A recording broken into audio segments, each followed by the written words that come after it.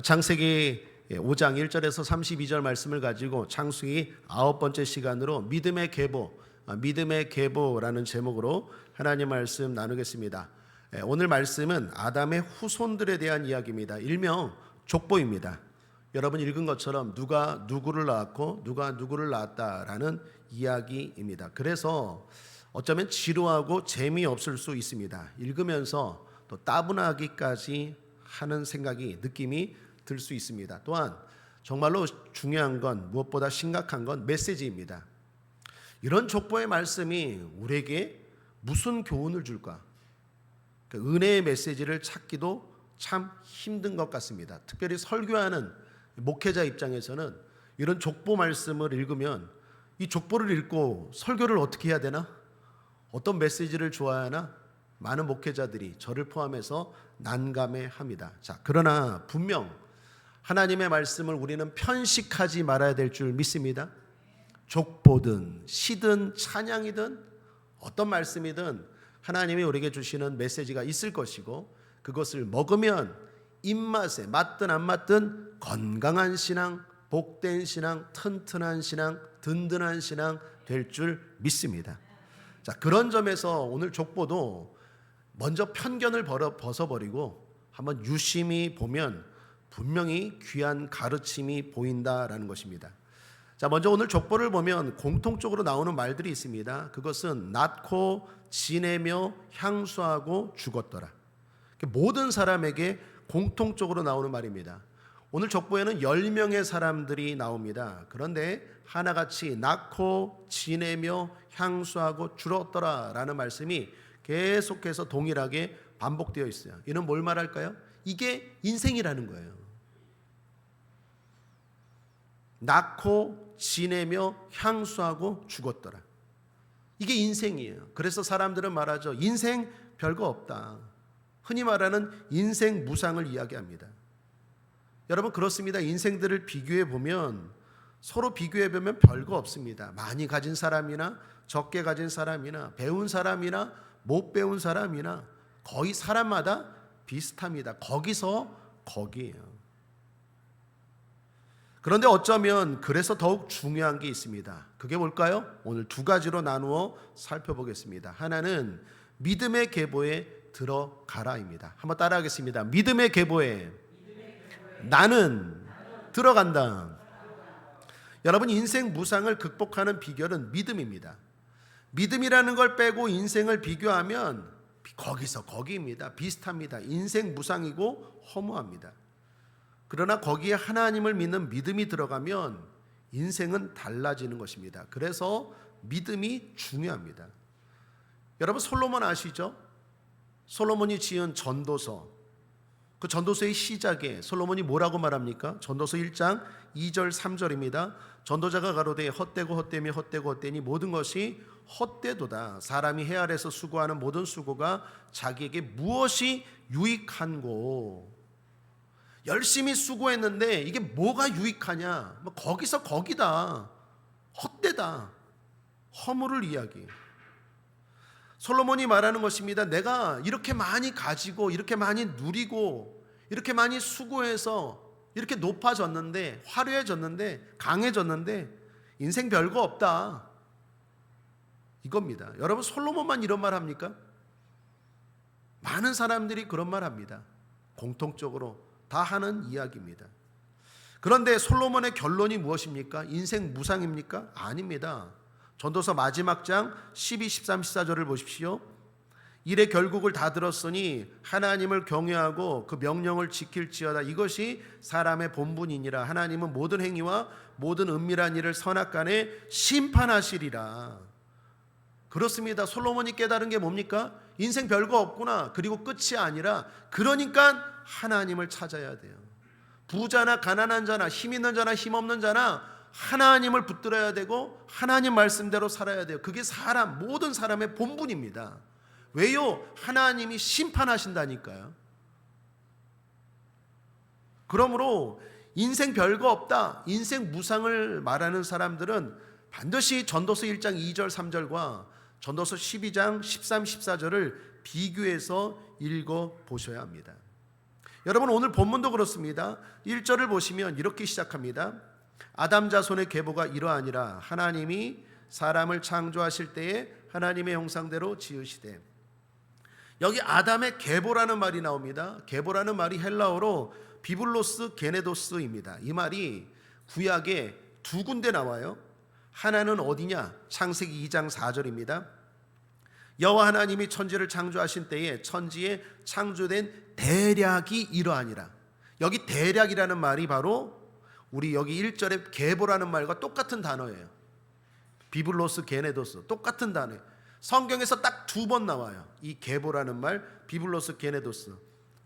오늘 창세기 5장에서는 계보라고 번역했고 창세기 2장에서는 대략이라고 번역했어요.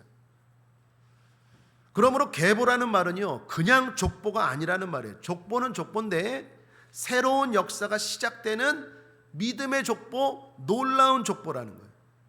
그건 창세기 2장에서 창조의 시작을 알리는 것과 같은 족보라는 말이에요. 아주 중요한 족보, 그것이 바로 계보입니다. 사랑하는 여러분, 믿음의 계보에 들어가는 건 창조만큼 새롭고 놀랍고 중요한 일인 줄 믿습니다. 우리는 이 믿음의 계보에 반드시 들어가야 됩니다. 이걸 다른 말로 말하면 뭘까요? 생명책이에요. 생명책. 성경을 읽다 보면 하나님 나라에 책이 있다고 말하죠. 생명책이 있다고 말하죠. 그래서 바울도 이런 말하지 않습니까? 빌립보서 4장 3절 하반절에 그 이름들이 생명책에 있느니라. 신앙 고백합시다. 내 이름이 생명책에 있을 줄 믿습니다. 하나님 생명책에 반드시 하나님의 생명책이 있어요. 거기에 들어가야 돼요. 그게 믿음의 계보고 다른 말로 생명책입니다. 그렇다면 이 믿음의 계보, 생명책에 들어가기 위해서 어떻게 해야 될까요?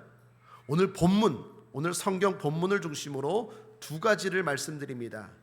낙심과 유혹을 주의하십시오. 여러분 오늘 계보는 아담의 계보예요. 1절을 보시면 아담의 계보라고 나오죠. 그 말은 아담도 믿음이 있었다라는 것입니다. 우리가 알다시피 아담은 죄를 짓고 에덴 동산에서 쫓겨났죠. 쫓겨난 뒤로 어떻게 되었을까요? 에덴 동산에서 아담과 하와가 쫓겨났어요. 죄를 짓고 선악과 따먹고. 그리고 어떻게 살았을까요? 모르나요? 맞아요, 몰라요. 농사 짓고? 몰라요. 성경에 안 나와요. 그러나 분명히 믿음으로 살았던 것 같아요. 왜요? 여기 창세기 5장의 아담의 계보는 믿음의 계보거든요. 믿음의 계보에 아담으로부터 시작되는 거 보면 아담이 분명히 선악과를 따먹었지만 선악과를 따먹고 에덴 동산에서 쫓겨났지만 회개하고 하나님 앞에 예배하고 믿음으로 살았을 거예요. 그래서 가인과 아벨도 뭐 했습니까? 하나님께 예배 드렸잖아요. 그 예배 누가 가르쳤을 거예요? 아담이 가르쳤죠. 아담이 예배를 가르쳤잖아요. 그 말은 아담과 하와가 선악과를 따먹고 에덴 동산에서 쫓겨났지만 믿음이 있었다라는 거예요. 그 아담이 얼마나 살았을까요? 네, 오늘 성경을 보십시오. 이거 어렸을 때 주일학교 때 퀴즈에 많이 나오는 건데 아담이 몇 세까지 살았을까요? 최초의 인간 아담은 몇 세까지 살았습니까? 200?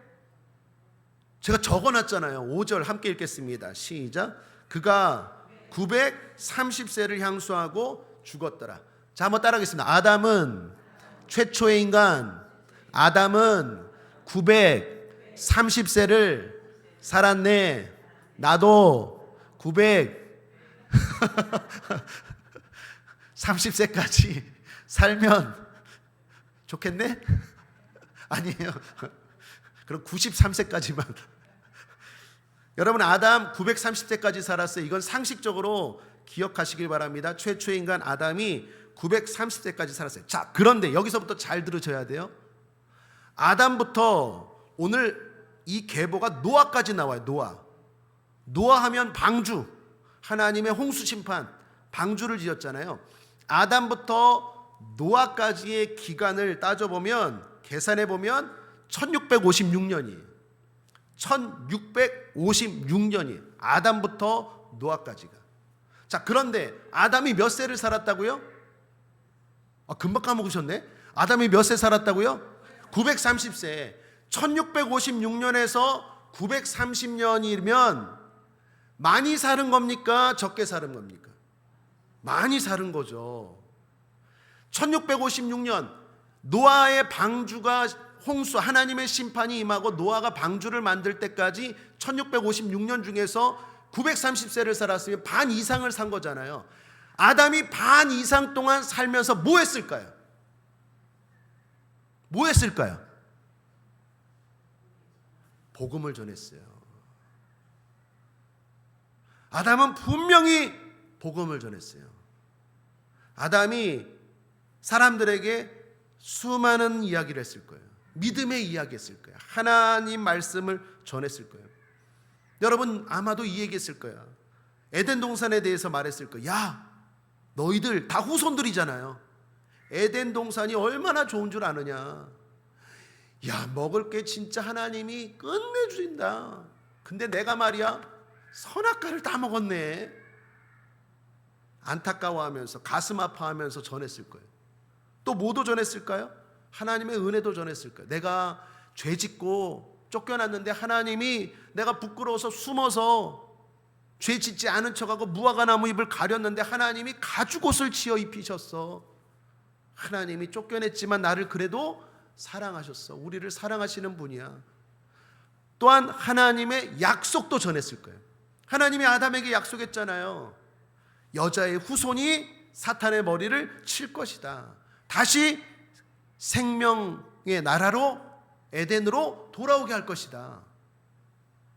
그 복음도 그 말씀도 아담이 분명히 전했을 거예요. 930년 동안 오랫동안 구원에 대해서 전했을 거예요. 그리고 수많은 사람들이 들었을 거예요. 사실 아담에게는요 자녀들이 많았습니다. 오늘 성경은 아담이 130세에 셋을 낳았다고 말합니다. 아담 2절, 아담 1, 2절 나온 다음에 3절을 보십시오. 3절, 아담이 130세에 자기 모양 곧 자기 모양과 같은 아들을 낳아 이름을 셋이라 하였고. 여러분 아담이 셋을 낳았지만 셋 이전에 또 우리가 아는 사람들 2명 있죠. 누구예요? 가인과 아벨. 가인과 아벨은 100세에 낳았어요. 그러니까 여기 이 아담의 계보는요 아담이 낳은 장남들만, 아담이 낳은 자식들을 다 적은 게 아니에요. 다 적은 게 아니에요. 여기에 적히지 않은 수많은 사람들이 있어요. 가인이 또한 죄를 짓고 나서 하나님께 뭐라고 말합니까? 다른 사람들이 복수하면 어떻게 합니까? 아벨을 죽인 것 때문에 복수하면. 그 말은 가인과 아벨 외에 아담과 하와가 낳은 자녀들이 또 있다라는 거예요? 없다라는 거예요? 있다라는 거예요. 여러분 성경에만 기록된 사람들만 있었던 게 아니라 아담과 하와는요 수많은 사람들을 낳았을 거예요. 가인과 아벨 이후로도 수많은 사람을 낳았고 셋 이후로도 수많은 사람을 낳았는데 오늘 여기 아담의 계보, 믿음의 계보에 들어간 사람들은, 기록된 사람들은 몇 명? 10명이. 자, 그 말은 무슨 말일까요? 그 말은 무엇일까요? 우리에게 아주 중요한 놀라운 메시지를 주고 있어요. 최초의 인간 아담입니다. 에덴 동산을 유일하게 맛본 사람입니다. 하나님의 심판도 경험한 사람이에요. 그런 그가 복음을 전했는데 사람들 대다수가 믿지 않았다라는 거예요. 그리고 결국 노아 때 하나님은 홍수 심판을 내릴 수밖에 없었다라는 거예요. 그 말은 우리에게 두 가지입니다. 하나는 복음을 전하면서 낙심하지 마십시오. 한번 따라하겠습니다. 아담도 그랬는데 내가 낙심할 필요가 어디 있는가? 여러분 최초의 인간 아담이 복음을 전했는데 10명 믿었다니까요. 수많은 후손들 가운데.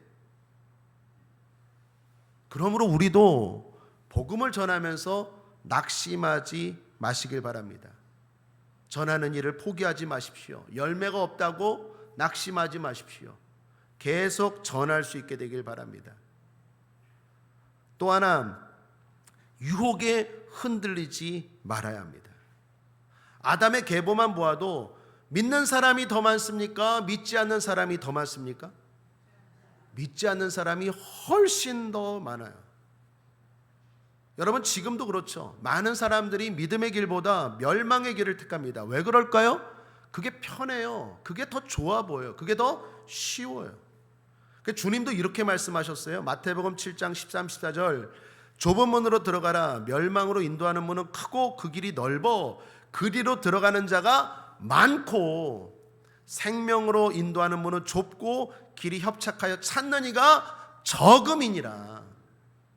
마태복음 22장 14절에도 청함을 받은 자는 많대. 우리가 전도 막 돌리잖아요. 전도지 돌리고 예수 믿으라고 하잖아요. 청하는 사람들은 많아요. 주님이 우리를 통하여 또 직접, 여러분 가족들, 자녀들 얼마나 전도 많이 합니까? 그러나 청함을 받은 자는 많되 택함을 입은 자는 적으니라. 그러므로 믿음의 길을 걸어가는 사람들은 항상 조심해야 되는 게 유혹을 조심해야 돼요. 그런 의미에서 다시 말합니다. 하나는 성과주의를 조심하셔야 돼요. 복음을 전하면서 많은 사람들이 전도되지 않는다고 낙심하지 않게 되길 바랍니다. 봉사하면서 사역하면서 많은 사람들이 변화되지 않는다고 낙심하지 않게 되길 바랍니다. 성과주의 조심해야 돼요. 한 영혼이 천하보다 귀한 줄 믿습니다. 작은 하나님의 일이 하나님 나라에서, 이 땅에서 큰 일인 줄 믿습니다. 전도하면서 봉사하면서 믿음으로 사는 사람들은 항상 이 성과주의를 조심해야 돼요. 한마디로 이거죠. 내가 그렇게 힘쓰고 애써도 별거 없네? 조심하셔야 돼요. 아담도 그랬어요. 예수님도 제자 몇 명 삼았습니까? 12명. 그런데 예수님이 십자가에 달려 죽으실 때 그 12명 다 어디 갔습니까? 도망갔어요. 그런데 우리가 그냥 막 전하면 그냥 막 뒤집어지고, 막 교회가 세워지면 막 불같이 모여들고, 무슨 소리예요, 무슨 소리. 그런다면 오히려 성경은 말합니다. 모든 사람에게 칭찬을 받으면 조심하라. 사탄의 역사라 그랬어요. 그러므로 항상 믿음의 길을 걸어가면서 목회하거나 전도하면서 봉사하면서 살아가는 사람들은 성과주의를 조심해야 돼요. 때를 얻든지 못 얻든지 전하는 거예요. 기도하는 거예요. 봉사하는 거예요. 당장 눈앞에 좋은 게 이루어지든 안 이루어든 씨를 뿌리는 거예요. 그러면 반드시 거두게 될 줄 믿습니다. 근데 자꾸 당장 뭘 성과주의를 보려고 하면 못하는 거예요. 조금 해보고, 뭐 기도해도 별거 없네. 조금 해보고, 예배도 별거 없네. 조금 해보고, 목회도 별거 없네. 별거 없긴요. 한번 따라하겠습니다. 별거 있다. 있는 정도가 아니라 엄청난 게 기다리고 있어요. 당장의 성과주의 조심해야 됩니다. 또 하나, 다수결주의 조심해야 돼요. 많은 사람들이 간다고 꼭 좋은 건 아니에요. 세상에 물건 살 때는 그래요. 물건 살 때는 후기가 많은 게 좋습니까? 적은 게 좋습니까? 많은 게요. 저도 쿠팡이나 이런 데서 물건 살 때 후기가 많은 거, 많은 사람들이 산 거, 그런 거 저도 골라요. 그래서 사요. 교회에서 뭐 필요한 것들 살 때, 그럴 때 많은 사람들이 산 거 사요. 그래야 안전하죠. 그런데 진리는 반대예요. 많은 사람들이 넓은 곳으로 가요. 생명의 문은 좁고 협착해서 찾는 이가 적다고 말해요. 여러분, 우리 교회뿐만 아니라 모든 교회가 마찬가지일 거예요. 수요 예배 드리는 사람들이 많을까요? 적을까요? 적을 거예요. 진리의 길은 항상 적다라는 것 아셔야 돼요. 그래서 다수결주의 조심해야 돼요. 여기 많은데 많다고 좋은 게 아니라니까. 많다고 진리가 아니에요. 많다고 그게 맞는 게 아니라고요. 유혹을 물리치시길 바랍니다. 거기 많으니까, 많은 사람들이 있으니까 좋은 거겠지, 진리겠지, 주님이 사랑하시는 거겠지. 아니라고요. 늘 말하지만 요한계시록의 7교회 가운데 가장 칭찬받은 빌라델비아 교회는요, 가장 작은 교회였어요. 작지만 충성한 교회였어요. 그래서 하나님 앞에 가장 칭찬받았어요. 돈도 많고 사람도 많았던 라오디게아 교회, 사대 교회는 하나님 앞에 가장 책망받았어요. 여러분, 진리의 길을 걸어가는 사람들은 항상 이 여론주의, 대중주의, 다수결주의 조심하셔야 돼요. 많은 타고 좋은 게 아니에요. 찾는 이가 적을 수 있어요. 요한계시록 그래서 3장 5절은 말합니다. 이기는 자는 이와 같이 흰옷을 입을 것이요 내가 그 이름을 생명책에서 반드시 흐리지 아니하고 그 이름을 내 아버지 앞과 그 천사들 앞에서 시인하리라. 왜 생명책에 기록되는 사람을 이기는 자라고 말합니까? 힘들기 때문에.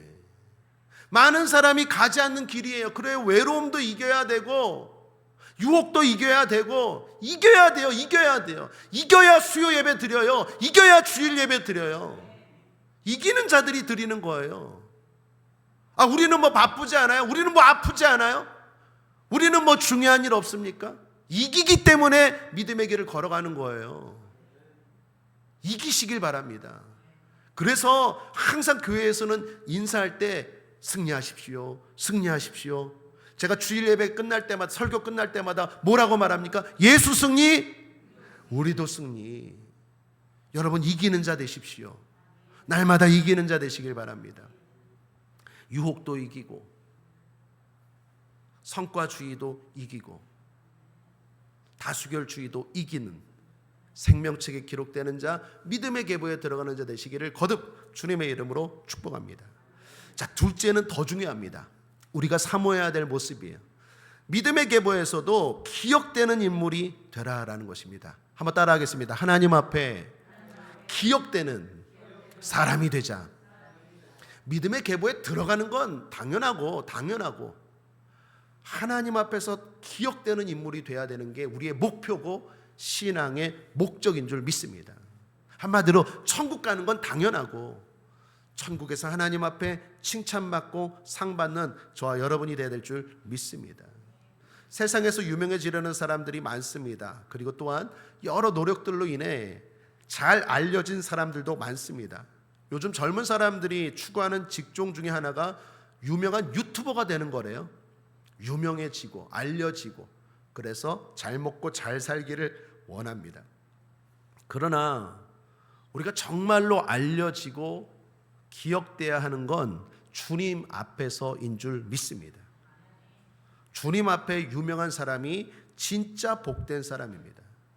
오늘 이 아담의 계보를 보면 우리가 주목할 사람들이 나옵니다. 누구일까요? 저는 어렸을 때 주일학교 다니면요, 항상 이 아담의 계보 가운데 선생님들이 질문, 퀴즈 내는데 항상 그 무두셀라를 많이 이야기했어요. 여러분, 무두셀라가 몇 살까지 살았을까요?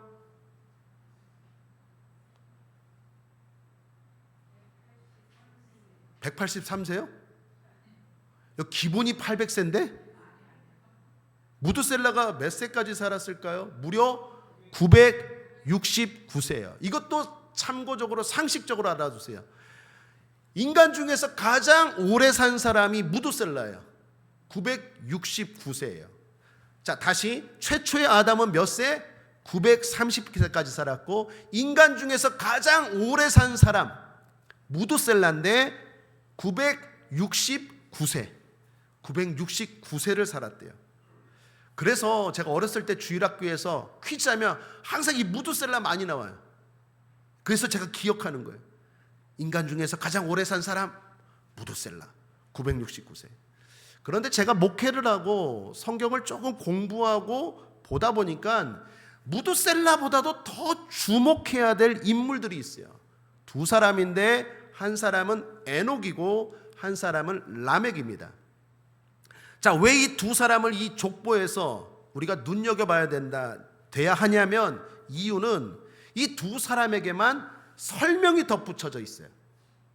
다른 사람들은 그냥 낳고 뭐 살다가 죽었더라, 누굴 낳고 살다가 향수하고 죽었더라 이런데 이 에녹과 라멕만 오늘 성경이 부연 설명, 추가 설명을 하고 있어요.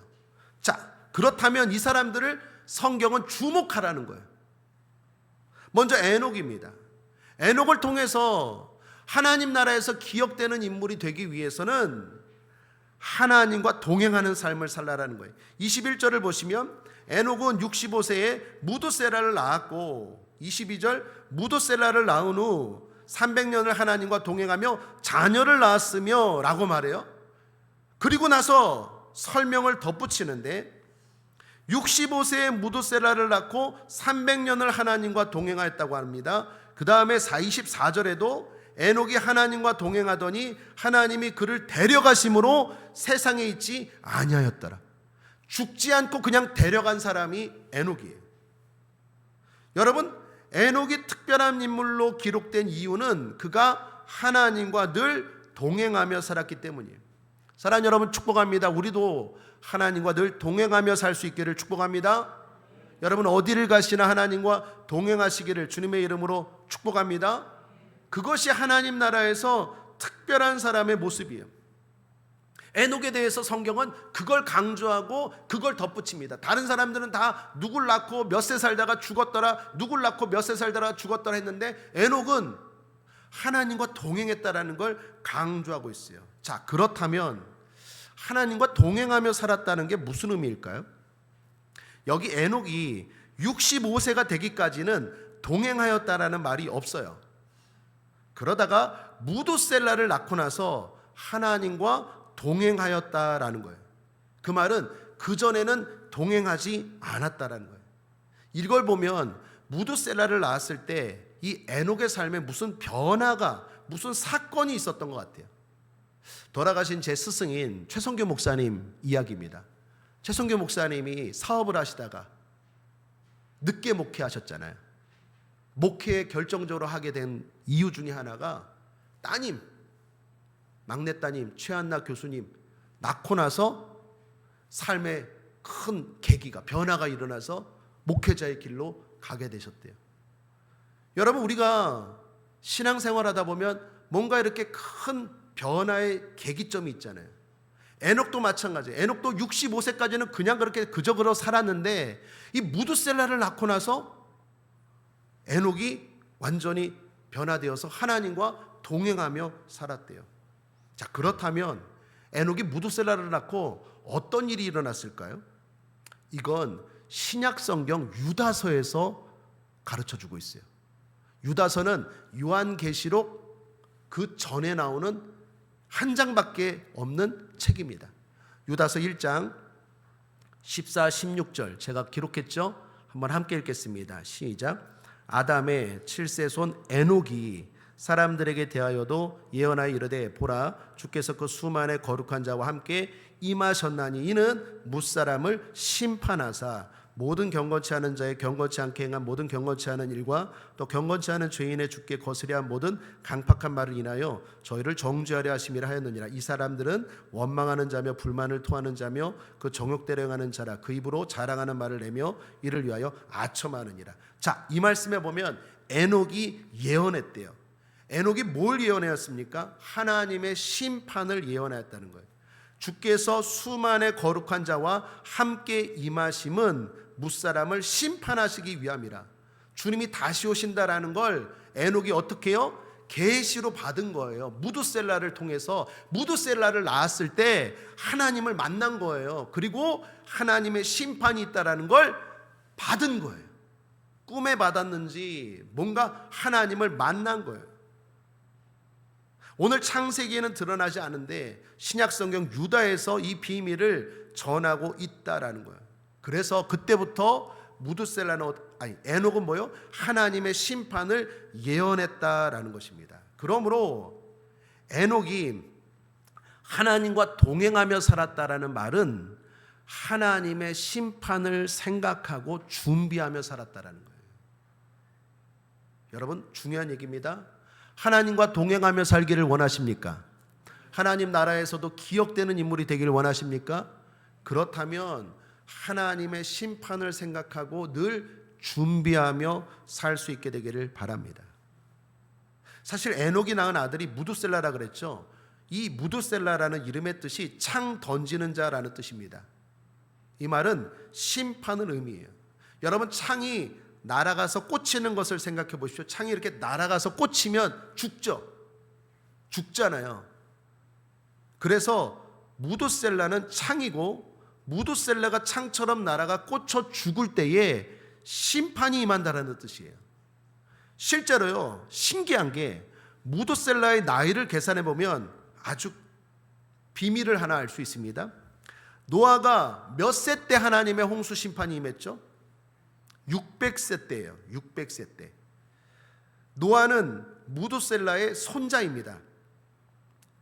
노아가 600세 될 때에 무두셀라가 죽어요. 그리고 그가 969세를 살았다라고 오늘 성경에 나옵니다.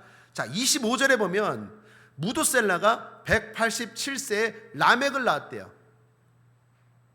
그리고 27절에 보면 라멕이 182세에 노아를 낳았대요. 자, 그리고 노아가 몇 세에 홍수가 났다고요? 600세 될 때 홍수가 났대요. 창세기 7장 11, 12절에 노아 600세 되던 해 2월 곧 그달 17일이라 그날에 큰 기쁨의 샘들이 터지며 하늘의 창들이 열려 40주야를 비가 땅에 쏟아졌더라. 노아가 600세 되던 해에 비가 이렇게 홍수가 시작됐대요. 자, 여기 세 숫자 187 더하기 182 더하기 600 이거 세 개를 합하면 무두셀라의 나이가 나와요. 얼마입니까? 969세. 그러니까 무두셀라가 딱 죽고 나서 홍수가 시작됐다라는 거예요. 그러니까 에녹이 받은 건 뭡니까? 에녹이 무두셀라를 낳았을 때 하나님의 계시를 받은 거예요. 하나님의 심판이 있다. 하나님 반드시 심판한다. 그래서 하나님과 동행하며 살았대. 하나님과 동행하며 산다는 건 뭐예요? 그 심판을 준비하면서 사람들에게 예언하고 전하면서 그리고 살았다는, 그래서 아들 이름도 무두셀라로 지은 거예요. 무두셀라가 뭐예요? 창이 꽂힌 자. 이 아들이 죽으면 심판이 시작된다. 그리고 실제로 나이를 계산해 보니까 무두셀라가 969세에 죽었을 때 홍수가 시작된 거예요. 여러분, 오늘 이 족보에 담긴 비밀을 아십니까? 그러므로 다시 강조합니다. 하나님과 동행하며 산다는 것은 하나님의 심판이 있다라는 걸 준비하고 생각하며 사는 거예요. 여러분, 주님 다시 오실 줄 믿습니다. 홍수 심판을 일으키신 주께서 마지막 때는 불로 심판하실 줄 믿습니다. 그걸 우리는 생각하고 준비하며 살아야 될 줄 믿습니다. 깨어 있어야 돼요. 그냥 사는 게 아니에요. 준비하며 살아야 돼요.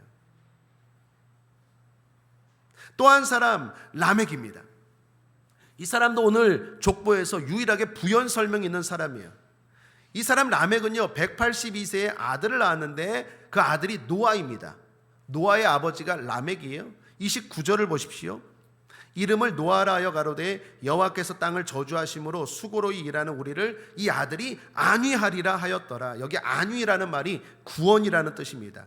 이 아들 노아가 방주를 만들어 사람들을 구원하리라 라는 것입니다. 자, 그런데 이 라멕에게서도 주목할 게 있어요. 오늘 성경이 라멕에 대해서 이렇게 설명을 쭉 하는데 특별히 우리가 주목해야 될 건 죽는 나이입니다. 라멕이 몇 세에 죽었습니까? 31절에 그는 777세를 향수하고 죽었더라. 777이에요. 야, 숫자가 좋죠? 777. 그런데 여러분, 라멕 하면 생각나는 사람 없어요?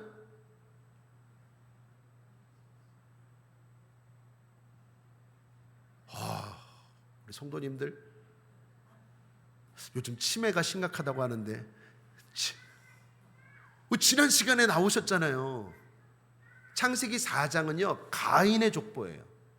죄의 족보예요. 창세기 5장은 믿음의 족보, 아담의 족보예요. 창세기 4장 할 때 라멕 못 들어봤습니까? 라멕. 아니, 이렇게 처음 들은 것처럼 저한테 반응을 하시면 낙심하지 말아야지. 아담도 그랬는데 낙심하지 말아야지. 여러분, 라멕 지난 시간에 분명히 설명했을 텐데 창세기 4장 19절입니다. 농담이고요. 잊어먹을 수 있어요. 창세기 4장 19절에 보면 함께 한번 읽어보겠습니다. 시작. 라멕이 두 아내를 취하였으니 하나의 이름은 아다요 하나의 이름은 실라며. 이 사람 라멕이에요. 두 아내를 뒀어요. 한 명만 둬야 되는데 아담이 하와 한 명만 뒀죠. 하나님은 일부 일처제예요. 그런데 가인의 계보는 죄의 족보예요. 자기 마음대로 살아요. 라멕이 두 여자를 뒀어요. 여기서부터 뭔가 얘는 문제가 있어요. 그리고 23절입니다. 함께 읽겠습니다. 시작. 라멕이 아내들에게 이르되 아다와 실라여 내 소리를 들으라. 라멕의 아내들이여 내 말을 들으라. 나의 창상을 인하여 내가 사람을 죽였고 나의 상함을 인하여 소년을 죽였도다. 여러분 지난 시간 이제 기억나죠? 라멕이 막 사람을 죽인 것도 심각한 일인데 그걸 자랑까지 하고 있어요. 죄가 점점 막 발전하고 있는 거예요. 이게 가인의 계보예요. 죄의 계보예요. 거기에도 공교롭게도 라멕이 나와요. 라멕. 근데 오늘 아담의 계보에도 노아 아버지가 누구라고요? 라멕이에요. 이게 똑같은 사람 아니에요? 이름이 똑같은 거예요. 이름이 똑같은 거지. 여기도 라멕, 이것도 라멕. 어떤 라멕? 이름이 똑같은 거지 다른 사람이에요. 다른 사람. 그런데 성경이 저는 이거 우연이 아니라고 생각해요. 뭔가 의도가 있어요. 왜? 자, 라멕을 말할 때도 숫자 7을 강조했어요. 창세기 4장 24절을 보십시오. 함께 읽겠습니다. 시작. 가인을 위하여는 벌이 7배일진데 라멕을 위하여는 벌이 77배이리로다 하였더라. 라멕이 말하는 거예요. 가인이 동생 아벨을 죽이고 복수가 두려워하잖아요. 그때 하나님이 복수가 복수를 낳고 복수가 복수를 낳는 걸 끊기 위해서 가인에게 안전장치를 해줬죠. 가인을 죽이는 자는 내가 7배나 벌을 주겠다. 하나님이 말씀하셨어요. 그런데 라멕은요, 더 나아가서 자기가 말하는 거예요. 나 건드리면 77배로 갚아준다. 이 얘기. 근데 여기서 주목해야 되는 게 7이라는 숫자예요. 7. 7은 성경에서 어떤 수입니까? 완전수예요. 완전수. 7은 완전수예요. 3은 하늘의 수예요. 성부, 성자, 성령. 4는 땅의 수예요. 동서남북 땅의 수예요. 하늘과 땅을 합한 완전수가 7이에요. 자, 그런데 믿음의 계보에서 나오는 라멕이 몇 세에 죽었다고? 777세에 죽었고, 가인의 계보에 나오는 라멕도 77배나 나를 건드리면 죽인다고 말해요. 7은 뭐라고요? 어떤 의미라고요? 완전수예요. 자, 여기서 중요한 성경이 우리에게 가르치는 메시지가 있어요. 믿음의 계보에 나오는 라멕은요, 하나님 앞에 더 열심히 온전히 더 순종하려고 더 열심히 더 완전한 삶을 살려고 노력한 사람들이고, 가인의 계보에 나오는 라멕은 더 악한 짓, 더 나쁜 짓, 더 완전하게 아주 죄 짓는 일에 그냥 더 열심을 낸 사람이에요. 이름은 똑같아요. 어찌 보면 하나님이 의도적으로 이렇게 비교한 것 같아요. 의인 라멕, 악인 라멕. 이름은 똑같아요. 여러분, 오늘날 우리도 마찬가지예요. 우리가 세상 사람들과 성도가 별반 차이가 없어요. 겉으로 보면 똑같죠. 성도는 뭐 누가 눈이 세 개입니까? 눈 두 개고 코 하나고 입 하나예요. 똑같아요.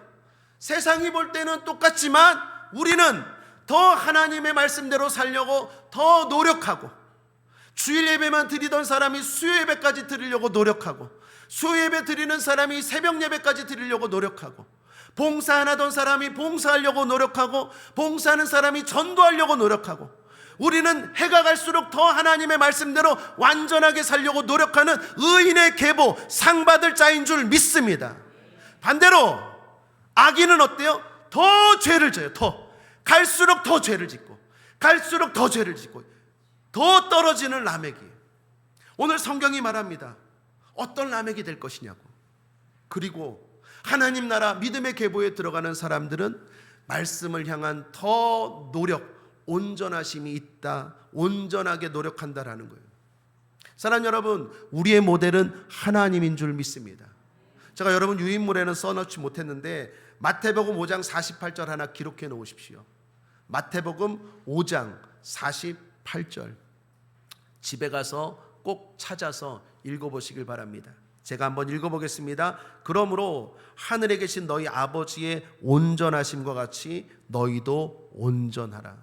사랑하는 여러분, 우리의 신앙 모델은 목사 아닙니다. 여러분의 신앙 모델이 저라면 여러분은 언젠가 실망할 거예요. 저의 신앙 모델도 어떤 훌륭한 목사님들 아닙니다. 모든 신앙인들의 모델은 하나님이신 줄 믿습니다. 하나님이 온전하신 것 같이 우리도 온전하래요. 그 말은 무슨 말입니까? 믿음의 사람들은요, 끊임없이 자기 개혁과 노력하는 사람들. 이쯤이면 됐다는 순간 넘어져요. 우리는 이 땅을 살면서 끊임없이 자기 개혁을 해야 돼요. 또 개혁하고 또 개혁해야 돼요. 아, 나는 이만큼이면 됐어. 나는 이제 담임 목사니까, 나는 이제 성도들이 이만큼 모이니까, 나는 새벽 기도하니까 됐어. 아니에요. 하나님처럼 온전하기 위해서 더 노력해야 돼요. 완전함을 위해서 더 노력해야 돼요. 그 사람들이 저와 여러분인 줄 믿습니다. 그런 저와 여러분들이 하나님의 계보에서 더욱더 기억되고 칭찬받는 사람이 될 줄 믿습니다. 얼마나 더 완전했느냐 보다도 계속 완전을 위해서 노력하고 도전하고 나아가야 돼요. 성경에 주님이 요즘 새벽기도 때 신약 말씀 나누잖아요. 책망받는 사람들, 예수님을 만났음에도 불구하고 그 은혜와 기회를 놓쳤던 사람들이 누구입니까? 바리새인들. 바리새인들의 가장 문제가 뭡니까? 교만이에요. 교만. 나는 많이 알아. 나는 말씀도 많이 알고, 나는 거룩하고, 나는 잘해. 이런 바리새인들은요, 주님이 만날 때마다 욕을 하셨어요. 그 착한 주님이 회칠한 무덤이여, 이 독사의 자식들아, 이 외식하는 놈들아, 니들은 지옥 끝자리에서도 사람들까지 지옥으로 끌고 가는도다. 그 율법을, 말씀을 잘한다고 하는 바리새인들에 대해서, 사랑하는 여러분, 교만이 제일 무서운 거예요. 하나님이 가장 칭찬하는 사람은 말씀을 많이 알고 뭘 많이 받았고 뭐 은사가 많고가 아니라 끊임없이 노력하는 사람인 줄 믿습니다. 더 주님 마음에 합당하기 위해서, 더 내년에는 더 주님 어떻게 하면 기쁘시게 할까, 완전수, 하나님처럼 완전하게 되기 위해서 더 끊을 것 끊고 할 것 하고, 그런 노력들이 계속 있는 사람, 그 사람들이 하나님에게 기억되는 인물인 줄 믿습니다. 사랑하는 여러분, 내년에는 더욱더 노력합시다. 그런 의미에서 우리 옆 사람과 한번 인사하겠습니다. 내년에는 더 열심히 합시다. 그러면 여러분들 천국에서도 가장 높은 곳에 있게 될 줄 믿습니다. 있는 자리에서 더 열심히 다른 사람과 비교하지 말고 여러분들이 가진 달란트와 재능과 그 상황 안에서 더 열심히, 더 도전하고 또 도전하고, 그러한 사람들이 천국 가고 천국에서도 높은 곳에 계실 줄 믿습니다. 말씀을 정리합니다. 오늘은 특별히 적어놨는데 함께 읽어보죠. 시작. 낙심과 유혹을 물리치고 믿음의 계보에 들어갑시다. 하나님의 심판을 생각하며 준비하며 살고 더욱 온전한 말씀 순종을 위해 계속 열심을 냅시다. 기도하겠습니다. 하나님 아버지, 세상에 유명한 사람들이 아니라 하나님 앞에서 유명한 자가 되길 원합니다. 믿음의 계보에 꼭 들어갈 수 있도록 우리를 붙잡아 주시고, 우리 가족을 붙잡아 주시고, 우리 사랑하는 사람들을 붙잡아 주시고, 우리 사랑하는 이웃과 친구들까지 붙잡아 주시옵소서. 우리는 믿음의 계보에 들어가는 것으로 만족하는 것이 아니라 거기서 에녹과 라멕처럼 하나님 앞에 더욱더 기억되는 인물, 하나님이 뭔가 말하고 싶은 인물 되길 원합니다. 도와주시옵소서. 하나님과 늘 동행하며 살게 하여 주옵소서. 하나님의 심판이 있음을 생각하고 늘 준비하며 살아가는 우리가 되게 하여 주옵소서. 라멕처럼 계속해서 발전해 나가는 우리의 삶 되게 하여 주옵소서. 더 온전해지기 위해서, 더 거룩해지기 위해서, 더 주님을 기쁘시게 하기 위해서 더 끊을 것 끊고 할 것 하고 도전하고 개혁하는 우리가 되게 하여 주시옵소서. 그래서 우리 국제하모니교회 모든 성도님들 하나님 나라의 생명책에 기록될 뿐만 아니라 거기에서도 하나님 앞에 기억되는 인물들 다 되게 하여 주시옵소서. 감사드리며 예수님의 이름으로 축복하고 기도했습니다. 아멘. 우리 말씀